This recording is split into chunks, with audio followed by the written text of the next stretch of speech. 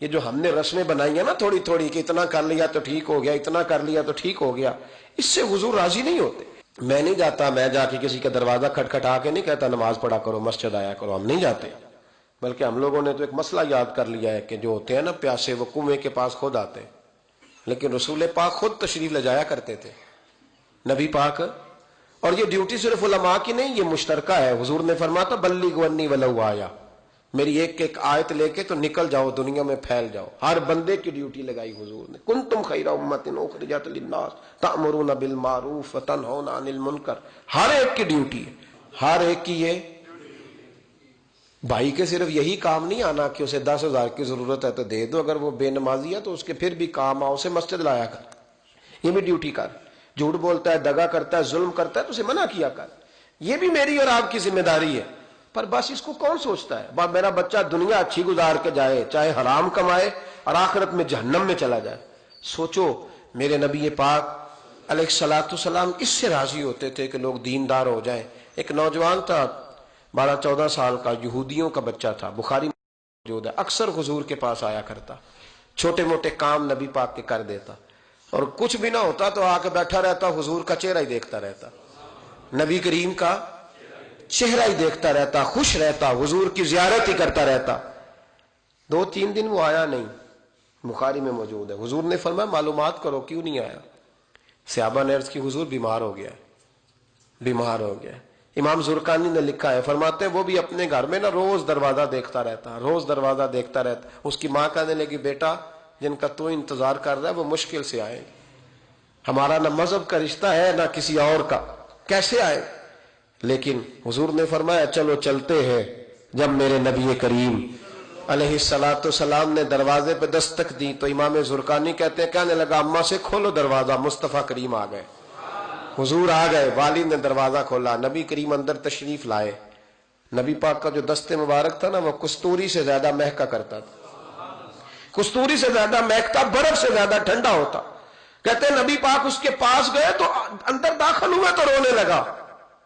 حضور نہ سرانے والی سائڈ پہ بیٹھ گئے، اس کا سر اٹھا کے گود میں رکھا، اور جب اس کے بالوں میں حضور نے دست مبارک پھیرا تو اس کی ماں اور باپ کی آنکھوں میں بھی آنسو آ گئے۔ یہ انداز کرم غریبوں کے ساتھ، ہم غریبوں کے ساتھ۔ وہ ایک ہندو شاعر تھا تو وہ حضور کی نعتیں لکھتا تھا، تو کچھ مسلمان بھی بڑے ڈاڈے ہوتے ہیں نا، اس کو جا کہنے لگے نعتیں تو بڑی لکھتا ہے، کلمہ کیوں نہیں پڑھتا؟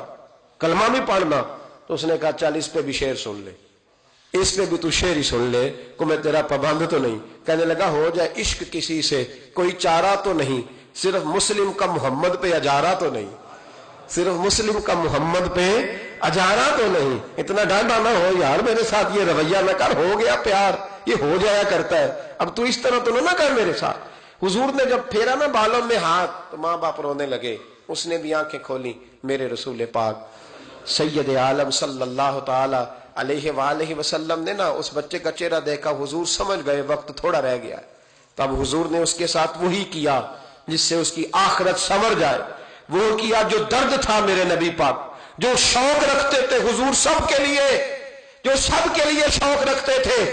میرے محبوب فرمانے لگے بیٹے کلمہ پڑھ لے، کلمہ۔ حضور کا شوق یہی ہے، یہی شوق ہے لوگ دیندار بن جائیں، کاروبار چمک جائیں جی، مرشد کے پاس گیا تو ریل پیل ہو گئی، یہ شوق ہی نہیں نبی پاک کا۔ حضور کا تو شوق ہے کہ سجدے کا ذوق ہو جائے، عبادت کا شوق بن جائے۔ نبی کریم علیہ السلام نے فرمایا بیٹے کلمہ پڑھو۔ اس بچے نے اپنے ماں باپ کی طرف دیکھا، باپ رو پڑا، کہنے لگا بیٹا آج ثابت ہوا ہے کہ میں نہیں تجھ سے اتنا پیار کرتا جتنا مصطفیٰ کرتے ہیں، تو میری طرف نہ دیکھ، تو پڑھ لے کلمہ، کلمہ پڑھ۔ اس بچے نے کلمہ ابھی پورا پڑھا ہی تھا کہ اس کی روح پرواز کر گئی، مسلمان ہوتے ہی اللہ کی بارگاہ میں حاضر ہو گیا۔ نبی کریم صلی اللہ تعالی وسلم نکلے، آنکھوں میں آنسو تھے، لبوں سے مسکرا رہے تھے، اور حضور فرمانے لگے اللہ کا شکر ہے جس نے میری وجہ سے اسے جہنم سے آزاد کر دیا، کہ دوزخ سے بچ گیا، یہ شکر ہے۔ شکر اس بات کا کرو کہ کوئی ہماری وجہ سے دوزخ سے بچ جائے، دوزخ سے بچ جائے۔ باقی تو سارے کام چلتے ہیں، دنیا داری تو ہوتی ہے، کوئی بندہ جہنم والی سڑک پہ نہ۔ ایک بات اور سنیں اور اس کو نا اپنے دل میں جگہ دیں، نبی پاک علیہ السلام کی جو خواہش تھی نا ہمیشہ سے، وہ یہ تھی کہ لوگ سنوریں، لوگ دین پر عمل کریں. ایک گروہ تھا صحابہ کو، ان کو فرمایا کہ فلاں جگہ جہاد کے لیے جانا ہے تو جمعہ وہاں جا کے پڑھنا.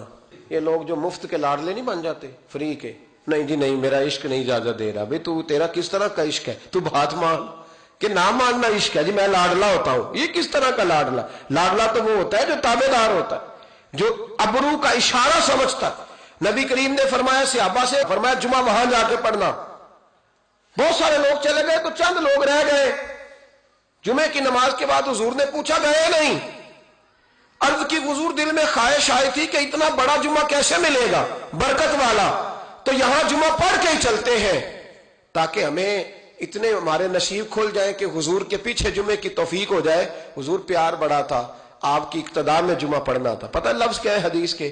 حضور فرمانے لگے اگر تم میری بات مان کے وہاں جا کے جمعہ پڑھتے تو مجھے زیادہ خوشی ہوتی.